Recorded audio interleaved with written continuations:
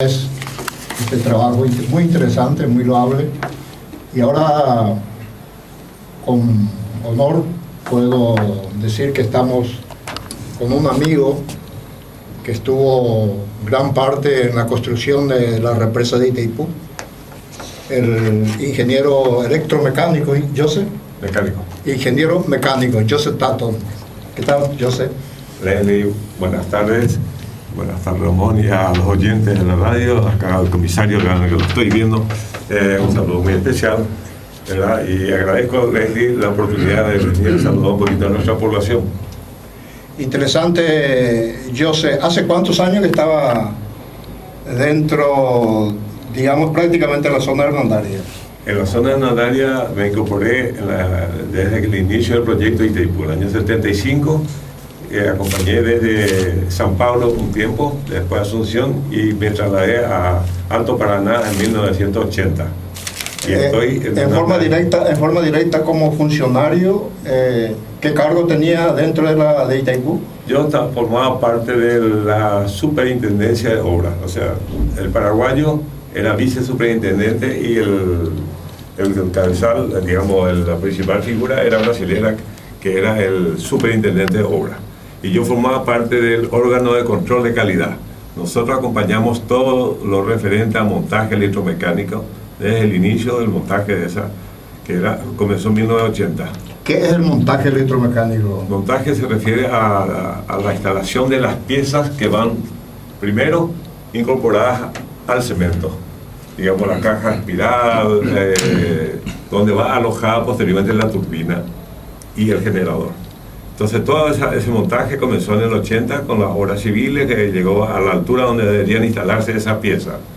Entonces acompañamos todo eso, lo que se refería a soldaduras, a control de calidad del material que se recibía de fábrica. Venían placas de 3 y 4 pulgadas ya, todas dobladas, entonces competía a la parte de control de calidad en la verificación, a ver si existía fisura, bueno, todos los detalles de lo que se refiere a conformación de un metal que era digamos, destinado a una parte muy esencial de la usina. ¿Y cómo técnicamente eso lo visualizaba? Con equipos. Con equipos. Sí, en la parte de fisuras, eventualmente con equipos de ultrasonido. Entonces es un aparato que, digamos, vos hacías pasear como si fuera ultrasonido cuando se hace con las señoras en ecografía, más o menos la misma cosa. ¿Verdad? Se verifica si dentro del interior de la chapa que se está instalando existe alguna particularidad, algún detalle que pudo haber escapado del fabricante. ¿Verdad? Entonces, esa es la primera parte. Y la segunda parte es la hora de montaje, que es la parte de soldaduras. Soldadura eléctrica hecha con 4 pulgadas, con electrodo, con personal muy calificado. Y posterior a la soldadura se hacían los ensayos no destructivos, se llamaba entonces, se hacían con líquido penetrante en la primera etapa, que durante la soldadura esto se enfriaba y se verificaba si la soldadura se realizó con perfección. Posterior se hacía, al acabado ya de la pieza soldada, se hacían los ensayos también de rayos X y ultrasonido.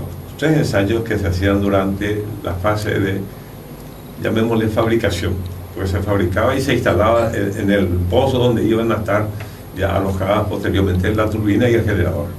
¿Y a cuántos metros ustedes estaban trabajando entonces? Bueno, se comenzaba la cota más baja, la profundidad más o menos 100 metros. 100 metros. Sí, exactamente, el fondo del río prácticamente. Prácticamente. Sí, señor. ¿Y cuántos profesionales del nivel de ingenieros mecánicos ustedes estaban entonces para ese trabajo? Sí, paraguayos éramos en total 200 ingenieros. ¿Mecánicos? No, electromecánicos. Electromecánicos. Pero vos sos ingeniero mecánico. Sí. Y había el ingeniero electricista también. Mecánico. Sí, donde acompañaban todo lo que se refiere a la instalación eléctrica que va embutida en el cemento. Desde ese momento ellos ya estaban participando, verificando que todos los cables que se hayan a emplear estaban en las dimensiones y en el estado perfecto como corresponde.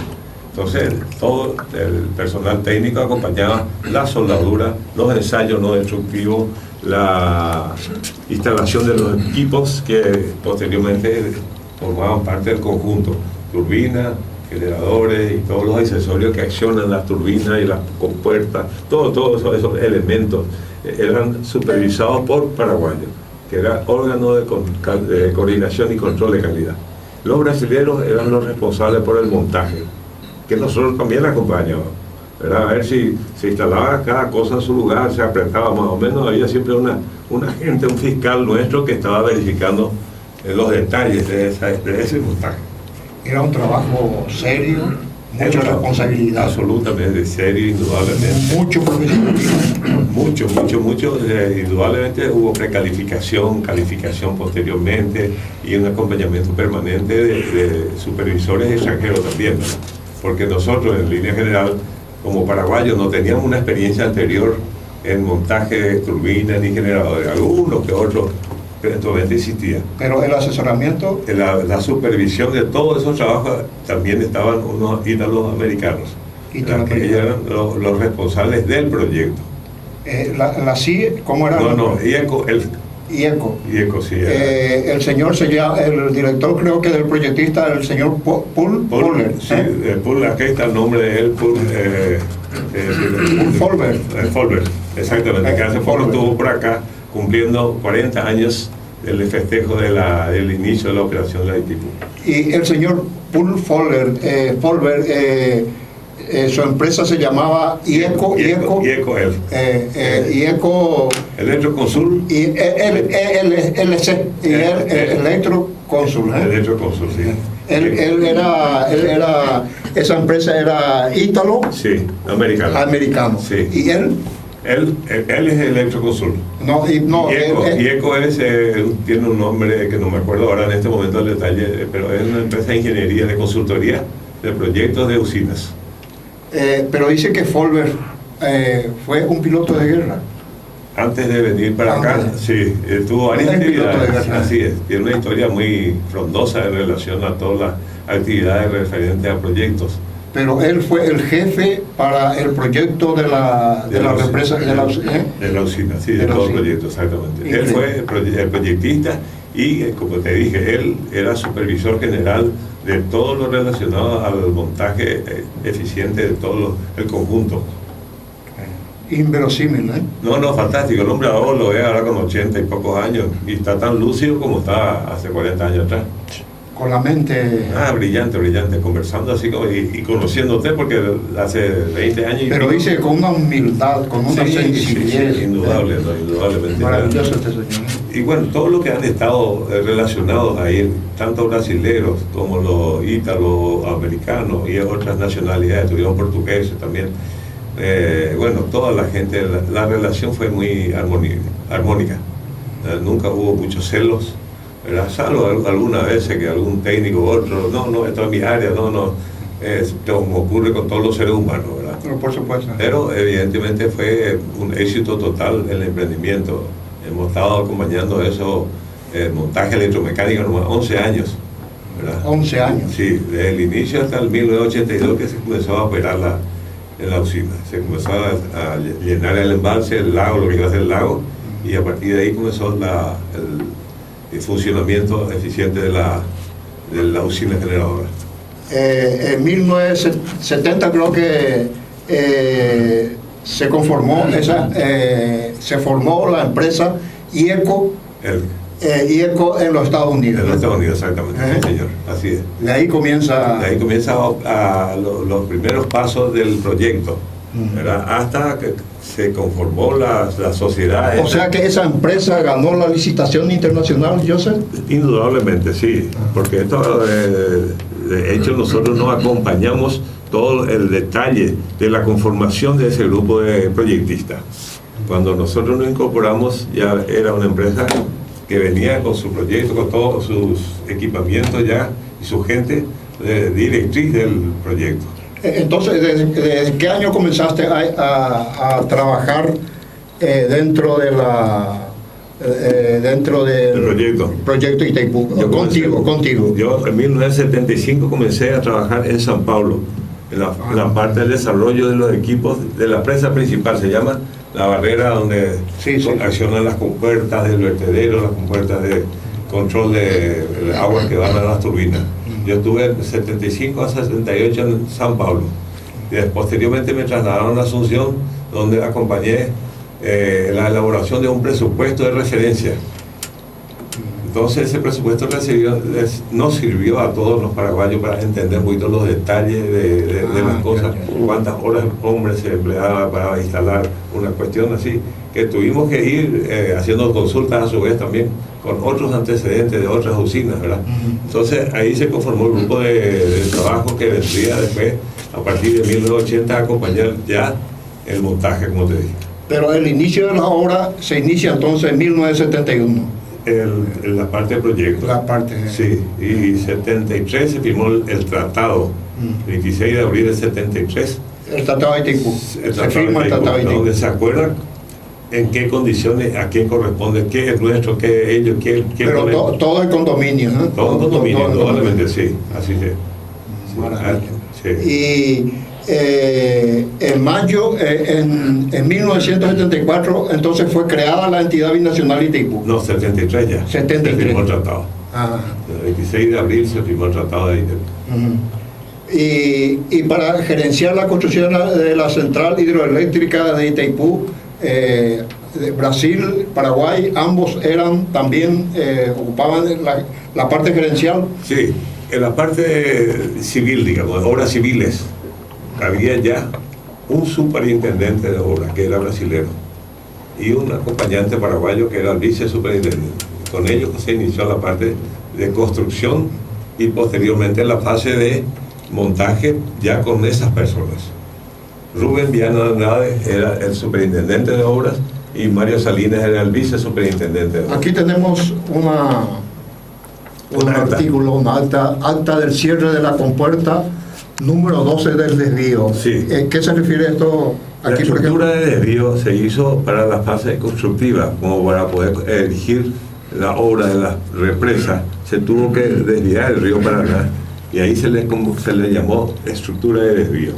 Para poder construir la parte, sí, digamos, principal de la represa. ¿Eso fue en qué año hubo el desvío? El desvío 1974, no, 75 más o menos, no tengo los detalles. Ya, más o menos. Sí. ¿Y cuánto tiempo duró ese desvío? El desvío, y más o menos 2 años, 3 años. más. Sí, más. ¿Y eso se hizo en territorio paraguayo o en territorio brasileño? El desvío estaba en el lado brasileño. Del otro. Sí. El año 80 recién se terminó todas las obras civiles y que comenzó a instalarse ya los equipamientos electromecánicos. El río creo que fue desviado, de acuerdo a este artículo, en 1978. Cuando eso el Club Hernandaria salió campeón invicto. ¿La primera o la última? En 1978. Y en este documento te traje a mostrar, ahí se inició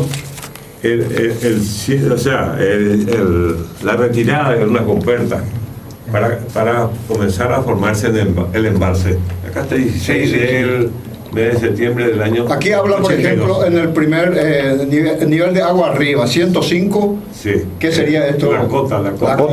¿Qué es la cota? Es la altura de tierra hasta allá arriba, el nivel del agua. Cota sí, el nivel del agua. Sí. Y el nivel de agua abajo era 100 metros. O sea, la diferencia de esos 5 metros era lo que había de nivel en ese momento. Y eso después que se llenó pasó a ser 100 metros de nivel, 100 metros. para poder aprovechar la energía que produce el agua. Y aquí habla del caudal del río. ¿Qué sería esto? El caudal es la cantidad de agua que llegaba por segundo. Que llegaba, no se medía. Exactamente. Sí. Eso había un caudalímetro, digamos, para medir cuánto de agua pasaba en ese instante. ¿De cuántos números de aquel entonces? ¿10.000? 10.160 metros cúbicos por segundo. Por segundo. Qué fuerza. ¿Y la contención cómo? Es una obra majestuosa realmente. Cuando uno ve así terminado todo, y seguramente los trabajos pormenores del comienzo, un cimiento que une 2 naciones, un sentimiento de por medio, sacrificio. Sí. Y también patriotismo, porque ustedes que estaban ahí, ¿y cuántos paraguayos eran? Bueno, en la época de la construcción civil, las obras de cemento y compañía, de colocación de hierro, más o menos 4.000 aproximadamente en total, de los cuales más o menos 40-50% eran paraguayos. pero ambos, toda la construcción, de acuerdo a los datos, había más de 40.000 trabajando en esa obra. Bueno, vinculados en diferentes fabricantes sí, y funcionarios de la oficina propiedad de montaje, de construcción y montaje. No, pero hablando obreros de varias empresas. Y más o menos esa cantidad, indudablemente, como te digo, en el criterio de San Pablo había 500, 600 funcionarios en una sola empresa, en otra de Río de Janeiro, en Curitiba, Asunción. Las oficinas donde se hacía la parte de control de personal, salario, pago, impuestos. Todo alcanzó. Y 40.000 personas, probablemente. Entre Brasil y Paraguay. Brasil y Paraguay. Porque en esa época dicen que Foz del Iguazú solamente tenía 250.000 habitantes. En esa época. ¿Y ahora cuánto está? No, y ahora está arriba de millones, posiblemente. ¿Verdad? Sí, no creció mucho con la oficina. Tu hermano también trabajó muchos tiempos. Sí, él trabajó. Él fue ingeniero civil. Él es ingeniero civil, trabajó en obra de infraestructura. ¿Con qué cargo? Él era, digamos, el segundo de la dirección de coordinación. ¿Superintendente? Superintendente, exactamente. Era superintendente de las obras externas, en este caso. Externas. Exactamente. Todo lo que es el desarrollo de los barrios, área 5, área 6, área 4, área 8, área 1. Ellos eran los responsables de esa.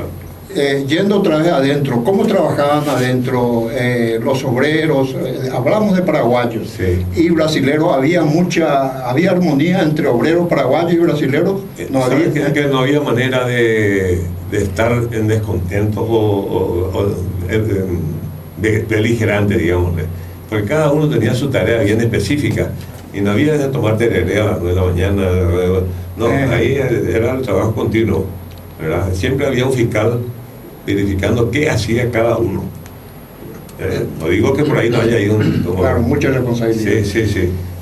Pero hubo accidentes en esa obra. Hubo bastantes accidentes. Bastante, porque tampoco la población de eso. No, como te dije anteriormente, nosotros los paraguayos no teníamos experiencia anterior en obras de esa envergadura. Pero hubo accidentes. Hubo accidentes. Solamente que no sabemos, posiblemente la estadística habla de un número que no se puede saber no se puede. No, debe haber alguna información en algún lado, ¿verdad? Porque había departamento de personal de CONEMPA, había departamento de CONADCIE, había personal de las consultoras, así, y el propio Itaipú también tenía sus propios funcionarios. Entonces la sumatoria de todos esos funcionarios, cada uno llevaba su control, ¿verdad? ¿Los accidentes ocurrieron con personas así, con funcionarios de alto rango o de menor? No, de menor rango. Sí, descuido, cansancio, distracción, ¿verdad? Por ejemplo, hay gente que atropellaron por esos camiones que llamaban fuera de estrada, esos camiones de 60, 70 toneladas. Eso pasaba sobre un Fuca y bueno, te das cuenta sobre qué estaba pasando. Entonces, en esas condiciones, mucha gente distraída, dormida, lo que fuera, caminando se accidentaban, digamos. Y eso quedaba aplastado por esos camiones que, bueno, no sabía lo que era. Bueno, ocurrió mucho. ¿Cómo se manejaba tanta gente así de una sola vez? Por ejemplo, 4.000 obreros para... 40.000. ¿40.000? 40.000. ¿Cómo era? ¿Era una mina de obreros? Increíble. No, como te dije, cada área, cada sector había un grupo de trabajo, un supervisor de trabajo, su tarjeta respectiva, su fiscal a ver si trabajaba o no, todo coordinado. No había, como dicen los de bagunza, nadie estaba... ¿Y el trabajo, el horario era estipulado 8 horas o cómo? 8 y 12 horas también. ¿Se pagaba hora extra? Sí, se pagaba indudablemente. Hay algunos beneficios que los brasileños tenían que eran superiores a los del personal paraguayo. Pero eso la gente fue aprendiendo posteriormente porque las condiciones de contratación a nosotros era bien superior a cualquier emprendimiento, cualquier trabajo que vos pudieras tener, ya sea en Asunción o donde fuera del Paraguay. Entonces cuando te invitaban a trabajar en Itaipú venía ya una condición bien superior al común de la gente. Y bueno, después comenzamos a convivir con los brasileños y de conversaciones entre compañeros de trabajo. La gente fue abriendo los ojos y diciendo, ¿por qué yo no gano peligrosidad? ¿Por qué yo no gano vacaciones proporcionales? ¿O por qué yo tal cosa? ¿Entendés? Y se fue evolucionando eso y después de 10 años más o menos se lograron nivelar las condiciones, se equiparaban. Sí, no fue una cosa muy rápida ni muy fácil de ¿Habría hacer. discriminación entre...? No había. Hoy día te voy a decir que es mucho más discriminación eventualmente que antes. Porque la gente hoy día te correí ya y compañía ya comienza a leer esto, aquello, de repente el salario de que pagaba hace 10 años ganaba Leslie, la puta. ¿Y por qué ganaba 10.000 y yo ganaba 3.000? Y ahí la gente dice, allá reclama. En un momento le escuché decir al ingeniero que no se tomaba té, algo era una imposición o... No, era un hábito que no se permitía así visualmente. Igual que lo brasileños con un cafecito. Allá el cafecito circulaba, había su cantina donde tenía su cafecito a la hora del café, lo que fuera, ¿verdad? Y el tereré también, no te puedo decir que no existía absolutamente, pero no había esa reunión de albañiles donde se sientan a comentar el partido del día anterior o lo que fuera. No se notaba eso. No había una disciplina. No, era bastante, como te decía, rígida la disciplina. Sí. El director general paraguayo, ¿quién fue en esa época? Enzo de Bernardi. ¿Cuál sería el perfil de Enzo de Bernardi? Te voy a decir, para la época en el Paraguay no teníamos nosotros profesionales de la talla de Bernardi. Él era te voy a decir, así conociéndolo como yo, apenas no tuve contacto directo con él. Pues. Era un grupo de gente que, bueno, dotada de una sabiduría o disciplina y compañía que no teníamos acceso fácil a él ni al ingeniero Krauss, que era director nuestro, del área técnica. Cuando él venía, pucha, por poco la gente le ponía una alfombra para... Claro. Bueno, era una... Pero brillante, Brillante todos ellos. En la parte de coordinación, el ingeniero Carlos Facetti. Era una personalidad, pero fantástica, accesible. Cosa que no era con De Bernardi, por ejemplo. De Bernardi más cerrado. Era más cerrado, sí. No tenía ese lugar. ¿Qué origen sería de Bernardi? Era italiano, sí. Increíble entonces que sea de carácter cerrado. Y bueno, él ya estuvo acá gerenciando la construcción de Caracas, exactamente. Él ya estuvo con muchos paraguayos. Joaquín Rodríguez. Sí, Joaquín Rodríguez. Que ya falleció lamentablemente. ¿Joaquín ya falleció? Falleció hace 2 años más o menos. El presidente del Club Minga Guazú. Exacto, sí. Estuvo con nosotros aquí, homenaje a los veteranos de la guerra del Chaco. Él era un hombre muy abierto. Muy abierto. Joaquín era una persona también muy bueno, que lamentamos. Pero tu hermano también, cuando tuvo este cargo, trabajó mucho a favor de la zona del Alto Paraná, ayudando caminos. De hecho, la responsabilidad de coordinación y del cargo que ocupaba era desarrollar las áreas, las carreteras, iluminación, agua, cloaca, todo lo que tiene Ciudad Leste, Hernandaria, en referencia a obras de infraestructura, hizo Itaipú en esa época. ¿Y por qué tantas áreas en Ciudad del Este, anteriormente Puerto Presidente Stroessner, hasta Minga Guazú, con el padre de Guido Coronel? Sí. ¿Cuál sería el motivo de que nosotros, Hernandarias, con 1.350 creo que kilómetros de pérdida de extensión, bueno, eso llega hasta Salto del Guairá, ¿verdad? ¿Por qué Hernandarias no ha sido favorecido con áreas solamente ahí? Aquí estuvo el área 6, ¿verdad? Sí. ¿A qué se refiere ese motivo político? Vos más o menos conocés y yo también, pero de versiones. Nuestro capo máximo acá en Hernandarias, supuestamente, como se llama, Neneco González Navero, peticionó, yo no puedo asegurar lo que digo, pero era la versión que existía en su momento, que los intereses particulares primaron sobre el interés general. Entonces, no se permitió prácticamente, las tierras que costaban un guaraní el metro cuadrado pasaban a valer 1.000 guaraníes más o menos, ¿verdad? Pero Neneco estuvo en la represa, en esa administración creo que de 4 o 5 años nada más. Bueno, pues yo te cuento lo que me contaron. No puedo probar en los documentos lo que estoy diciendo, que era versión de que la política acá en Hernandaria fue bastante cerrada. Entonces no se logró. O sea que las autoridades de Puerto Presidente Stroessner actuaron con mucha más sapiencia, más inteligente, porque fue el área 1, área 2. Teníamos un Carlos Barreto, que era mucho más hábil diplomáticamente. No, pero también Don Sarubi, Don Sarubi también. Pereira. Sí, todos ellos fueron políticos destacados dentro del área social de Ciudad del Este, ¿verdad? A ver si nos podemos ubicar un poquito hablando de las áreas. Tengo yo entendido que el área 2, área 4 fueron de los de ingenieros, y el área 6 le tocaba más ya a los obreros rasos. Sí. Eso es lo que nos tocó entonces. Área 1 con un nivel un poquito preponderante. Estaban preferentemente los ingenieros y arquitectos, médicos, ¿verdad? Todo. Y área 2, nivel técnico ya superior. Área 3 también, área 4 también, todos técnicos. Área 5 ya era como área 6, era para los empleados calificados, digamos. Y el área que llevó ahí, allá el país coronel, área 7 y 8. área 7 y 8. Sí. Hasta él ha conseguido. Exacto, él llevó ya favoreciendo a su población indudablemente, ¿verdad? Como... Y esa costumbre creo que hasta hoy continúa. Que generalmente la migaja, más o menos así como quien dice, ¿no? Le sobra a Hernandario.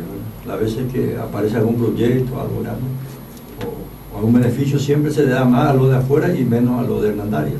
Hablando de beneficio. Probablemente dependa mucho de la dirigencia local. Sí, depende mucho. El acceso a las autoridades. Cuando yo salí de Itaipú en el año 91, que me invitó Delhi a trabajar en política, yo nunca fui político, digamos, activista. Partidario. Él me invitó y bueno, me entusiasmó también. Y te voy a decir, y vos te das cuenta de qué es lo que puedes conseguir. Cuando yo vine a formar parte de la Junta Municipal de Hernandaria, la gente, más o menos eso era una mosca blanca. Y entonces cuando yo proponía alguna cosa, todo el mundo ya desconfiaba. Algo más o menos era el asunto, ¿verdad? Entonces esa desconfianza existía hacia... Una cultura muy negativa, ¿eh? Y sí, bueno, quizás... porque sí, continúa esta cultura nuestra, ¿eh? Porque, muy sí, casero, muy impropio, ¿eh? Cuando yo entré a la Junta Municipal, comencé, como ya era amigo de Ulino en esa época. El ingeniero Ulino. Ulino, que era director, digamos, después de Bernardi. Ya tuvimos más exceso, le invitamos acá, logramos alguna cosa, conseguimos construir el polideportivo, se inició la obra de esta pavimentación entre Hernandaria y el Catueté, ¿verdad? Fue en la época que hubo ese contacto con ellos venían junto a invitación nuestra. Pero ustedes cuando estaban en la concejalía, en esa época, estamos hablando de 1990. 91. Sí. El distrito de Hernandaria abarcaba hasta... Acá, hasta fuimos juntos Vingaponá, Baracayú, San Alberto, sí, todo le correspondía a Hernandaria. Sí. Santa Fe, todo. Y todos hemos perdido. Sí. Todas esas tierras hemos perdido. Y bueno, y lo que nosotros, vos, Beli, te acordarás que nos argumentaban la gente. ¿Por qué nosotros nos queremos desprender de Hernandaria? Porque nunca hemos recibido... Sí, ni una pala. Nada en compensación de lo mucho que aportamos. Así mismo. Sí.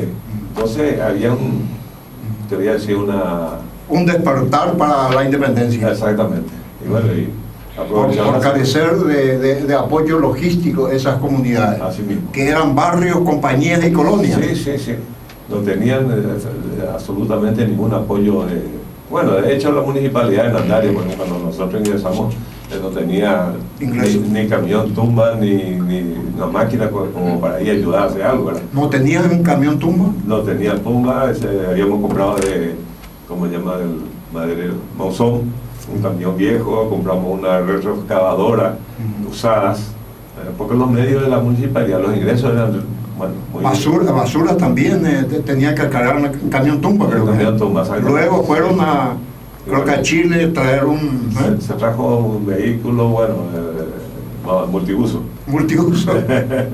pero cuando eso, ustedes cuando trabajaron en esa administración, ya que entramos en esto, ¿verdad? Por ahí Itaipú era el tema central, pero ya que estamos en este tema, ustedes cuando estaban en la concejalía, hasta hoy, muchos añoran ese pasado, cómo ustedes trabajaban, cómo formaban el grupo, que había mucha transparencia, se visitaban los barrios, mucha gente hasta hoy día rememoran, por ejemplo, el barrio San Ramón, que se llamaba anteriormente Curecuá. Barrio Yubí y Curecuá. Bueno, ¿qué recuerdos tenés de esos barrios? Mirá, ¿Cómo fue que se levantó? Fantástico, porque Kiko Mallorquín era un tipo abierto, no era un pelota llara. Todo terreno. Kiko ¿por qué no tal cosa? Le decía alguien. Sí, como no, vamos a ver. Iba, él acompañaba todas las cosas y el curepate que sí, fuimos juntos, él y otros más, a verificar por dónde podríamos canalizar Barrio Yuí era barrio Las Mercedes. el que está acá O barrio Piquete, cerca de pues. San Francisco, San Francisco y esa parte Esa baja. parte. Bueno, ahí estaba siempre inundada. Inundada. Como también San Ramón, San Ramón totalmente. también la misma cosa. Ahí también fuimos a San Ramón, se hizo las canales, todo lo que se pudo hacer con lo poco que había de recursos. Pero Tanto de tierra, ¿cuánto cargaron? muchas cosas, muchas no, mucho se hizo, mucho se excavó nuevamente para canalizar el agua de esos barrios. Y uno de ellos beneficiado fue Justo Juárez, ¿verdad? Que vive en ese barrio y que se fallecido hizo. ya. Justo Juárez no. Sí, Don Suárez. Suárez no. Don Suárez, el recolector, el que tenía el camión. Sí, ya. Sí, Ya falleció. Ah, la puta. Ya sí, Estaba falleció, que en paz descanse. en la bajada de... Sí, en la pendiente de ahí, Bueno. en esa plaza, en la cancha de Sol Guaraní que se instalaron ahí. El que trabajaba con, ¿cómo se dice? Fletes. El Fleck tenía un camión Ya Ford. falleció. Un verde. Sí, sí, sí. Sí. Sí, no, cuestiones así. Con razón no lo veo, macho. Vas a Sí, que en paz descanse, un gran señor, ¿eh? No, Trabajador. no, luchador. Sí, sí. Por Él su siempre barrio. iba a visitarme para transmitir inquietudes de su Inquietudes. barrio, de esta que tenía tal cosa. Y bueno, Todos ellos trabajaban por el bien común, por el así barrio, era, por así su mismo. barrio. ¿eh? Sí, señor. Así es. No había comisión de barrio, no había nada de eso. No, no. Cada uno a defender su barrio. Así es. Mucha gente trabajó a eso cuando el barrio este que dije, San Ramón principalmente, después allá San Francisco, Villa San Francisco, allá hacia donde está el arroyo de Barrio Fátima. cerca de Rotini. Toda esa zona ahí también siempre se accedía para por lo menos reparar Paso y Taja. Paso y Taja, exactamente, de esa camina. Ya. Bueno, a toda esa gente se le dio algún apoyo de alguna forma. Y pocos recursos la municipalidad. Sí, el presupuesto, no me acuerdo si alcanzaba 250 millones máximo en el 91. ¿Y la dieta de ustedes cuánto era? Y era menos de 200 mil. 120, 170 mil años. Y donaban otra vez. ¿Eh? Y donaban. Y donaban otra vez. Porque recuerdo uno que trabajó con nosotros ya de San Francisco, le habían arrestado a López, le habían arrestado los animales sueltos porque sacaba una ordenanza que nadie podía tener sobre la supercarretera de animales sueltos. A Guillermo López. A López, sí. Ajá. Y bueno, justo le cachan le llevaban al matadero. Y ahí me dije, mire, Catuicene para el pollo, y la se era cacuera, y ahí no es la ley, amiga, yo tenían garecol de animales. Aparatan de él, de multa de coaga, se aparatan. Así Pero sí. no hay pase, ahí otro día la oija, suelto eso. Y así quedamos. Ahí se fue su dieta. ¿Eh? Ahí se fue No su- sé, no, yo digo, no, pero era una manera de ir Concienciando. No, y ordenando la ciudad también. También, sí, basura también. Basura me tocó alguna vez usando la placa de la Junta Municipal. Un tipo estaba arrojando basura ahí en la cuenca del Del río Juirupa. de allá, El arroyo. el río Caraí. donde El río está- Caraí. Sí, Ah, la huicha. descargando basura ahí. Me quedé, le dije, hablé bien con él, le digo, fíjate, de basura de bomba, le digo. Porque, oye, muy para el año de ciudad, la autoridad está tratando de limpiar y usted viene a tirar esto. Hasta Bolivia. ¿Y usted como concejal le exigió para que pueda Sí, levantar? señor, sí, y me Pero respetó. Hay que tener una personalidad también. No me respetó. Cuando usted iba así, creo que había más disciplina de la población cuando eso. Porque yo me fui a hablar No había credibilidad de parte de en esa época, de parte de las autoridades. Sí, sí, también. Mucha credibilidad, mucho respeto. ¿eh? Y es lindo que las autoridades, como el concejal, el intendente, pueda recorrer por los barrios. La gente eso ve con buenos ojos también. Pero yo siempre me hago una pregunta, ingeniero. Hago comparaciones de intendentes. Y todos los intendentes eran personas no de oficina, no de aire acondicionado, eran personas que conocían trabajo. Sí. Porque el intendente es simplemente una persona que tiene que entender trabajo. Inclusive tengo anécdota de un intendente que se compró una bomba inyectora, ¿verdad? Como es una anécdota, se compra una bomba inyectora, va al taller esto y aquello, y esa bomba inyectora le lleva otra vez uno viejo y le dice que la bomba inyectora no sirve. O venderla y tú ya. Entonces hay que conocer, ¿verdad? La parte mecánica, los vehículos. Hay que ser una persona todoterreno, ¿eh? Porque la mitad es jodido, ¿no? No, indudablemente. Pero te voy a decir, en la... Combustible, tantos rumores que corren por el tema combustible. Y ahora se puede digitalizar, se puede, ¿cómo se llama el sistema satelital? GPS. ¿Por qué no se instala? ¿Cuál sería el motivo? Bueno, ellos sabrán, ¿verdad? Si no instalamos semáforos, que es lo más simple hoy día, ¿verdad? Te vas a un comercio y comprar y instalar semáforos. Y no es posible, ni Ciudad del Este ni nosotros no tenemos en los áreas, ¿verdad? No, hay mucha desidia. Las autoridades hoy día, sin pretender ser como estamos generalizando, sí, ¿verdad? Pero no se preocupan de esas cosas. ¿Ah? Da la impresión que, digamos, vos querés cruzar la calle 7 allá al kilómetro 7, imposible, kilómetro 4. Y bueno, entonces ahí vos notás el desinterés que existen en las autoridades que tienen que preocuparse. Bueno, lo ves a un concejal paseando la calle, viendo las dificultades, todo, y que haya propuesto el día en la sesión siguiente de su junta una propuesta para resolver eso. Entonces hay mucha desidia de las autoridades y no hay nadie que fiscaliza eso. Hace poco, una anécdota, hace cuestión de unos días, estuve con mi hermano Stilber, recibimos la visita de un grupo de jóvenes políticos. Entonces nosotros, como personas de experiencia y que creemos que podríamos indicar ciertos caminos a los jóvenes, le hemos dicho que el político, ¿qué es lo que tiene que hacer? Tiene que hacerse conocer como político, como ante la comunidad, ¿verdad? Como hombre, ¿qué es lo que tiene que hacer? ¿Qué es lo que quiere hacer? Y mi hermano salió y le explicó que, por favor, ustedes tienen que conocer cuántos funcionarios tiene la municipalidad, cuántos no conocen, cuántos esto, cuántos que no conocen, temas Bonacide no conocen, tema presupuesto no conocen. Y entonces le digo a mi hermano, ustedes tienen que saber, tienen que conocer y luego se lanzan a la carrera, pero le felicito. Y salió uno, saltó y dijo, dijo, mire, yo soy abogado, dijo, y soy administrador contable, dijo, pero no, es el tema. Caramba, no es tener una profesión para ocupar un espacio de poder, ¿verdad? Ser universitario, ser médico, ser esto. Ahí está el caso de Lula, ahí está el caso de Uruguay, este señor Mujica, hombre sencillo, hombre humilde que está siempre por la comunidad, por el pueblo, ¿verdad?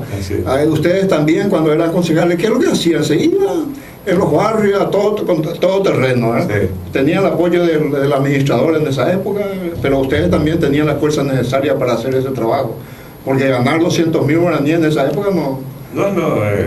Era, te voy a decir, una manera de remunerar conforme al presupuesto y todas esas cosas, y nadie despejaba. Indudablemente sabíamos perfectamente cuál era la situación. No había Fonacide, no había royalties. Royalties comenzó conmigo, acá en el Natalia.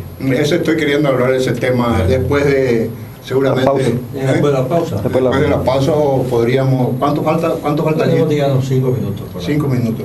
Tema royalties, porque bien sabemos la lucha que ustedes han hecho y queremos redondear. El tema de la obra de Itaipú, por ejemplo, ¿cuánto se ganaba? ¿Cómo era el salario? El salario. Bueno, yo fui beneficiado en la época. Yo ganaba en torno a $2.000 mensuales. ¿Y el dólar estaba, cuánto? ¿A 7.50? Menos, no, a 126. 136. Yo cobré 126. Mi indemnización cobré en el 91 cuando el dólar estaba a 126. 132. Estamos hablando de 2,5 millones de guaraníes. 2,5 millones de guaraníes. Y un profesional, y ahora mínimo. No, hoy ganan mis colegas. Los que quedan por ahí arriba de 60%. Sí, fácil. Sí. O sea que subió el dólar. No, las condiciones cambiaron totalmente. Ciertamente, como le dije anteriormente, los salarios, comparando con todo el resto del país, nosotros siempre fuimos privilegiados. Dígame, ingeniero, ¿usted no conoce de cuál era la finalidad, o sea, la idea madre del proyecto, este puente que está sobre de la represa, que une físicamente Brasil? También fue una lucha de sí. En su época también presenté un proyecto para la utilización de la usina. Estaba el presidente Guasmosi cuando eso, y desde acá la Junta me autorizó, fui a Brasilia, primero fui a Curitiba donde estaba el gobernador Lerner, y con ellos fuimos hasta Brasilia planteando las cosas, ¿verdad? Y el único que aceptó cuando eso que podría ser fue el que tuvo de gobernador después, el casado con un... No, pero ustedes consiguieron ese objetivo siendo canciller en esa época. Ramírez Boehner y el viceministro, creo que estaba el señor López, cuando consiguieron ustedes, y vino el presidente del Senado, sí, visita oficial, Gustavo Díaz de Ibar, fallecido, exactamente. ¿Qué les habló el presidente del Senado cuando ustedes estaban visitando ese puente de lo que dijo Ramón Ángel? Bueno, ¿cuál fue él positivo? Apoyaba totalmente, todo apoyaba, que del lado paraguayo vino él, el que era ayudante de Blas Riquelme, doña Papito, ¿quién es? Papi Sanabria. Papi Sanabria Cantero. Bueno, 3 o 4 senadores de la época estuvieron con nosotros, recorrimos el ómnibus todo desde acá, pasamos por la usina, mostramos la viabilidad, esto, después presentamos los proyectos, fuimos hasta a la presidencia, nos atendió Guamoso y cuando eso nos dirigió al canciller Ramírez Boehner. Así que. Pero posteriormente nosotros eso habríamos presentado ya en el 94 más o menos, y después ya digamos perdimos la posibilidad de darle seguimiento, porque ya no podíamos insistir con Guamoso, no podíamos insistir con Ramírez Boehner, ¿verdad? Eran ya llegaba a un nivel donde que se necesitaba una atención permanente y plantear eso a los brasileños en una mesa de negociación, ¿verdad? Porque esa represa se hizo con fines múltiples. Para ferrocarril estaba el anteproyecto de las y las carreteras que hay adentro, la permite transitar por arriba la cota 221 o 223 o en la cota 144 donde está la casa de máquinas, o por una carretera claro. Entonces era viable, estaba previsto. Pero me acuerdo cuando dijo el presidente del Senado de que esto es viable, solamente aquí una curva creo que tenía el puente, que eso todo si transitan o transitaron los camiones de 35 toneladas, ¿cómo no va a poder pasar un auto o un que ustedes solicitaron para turismo? Para turismo, y después cuando ya no conseguimos para turismo, por lo menos que los camiones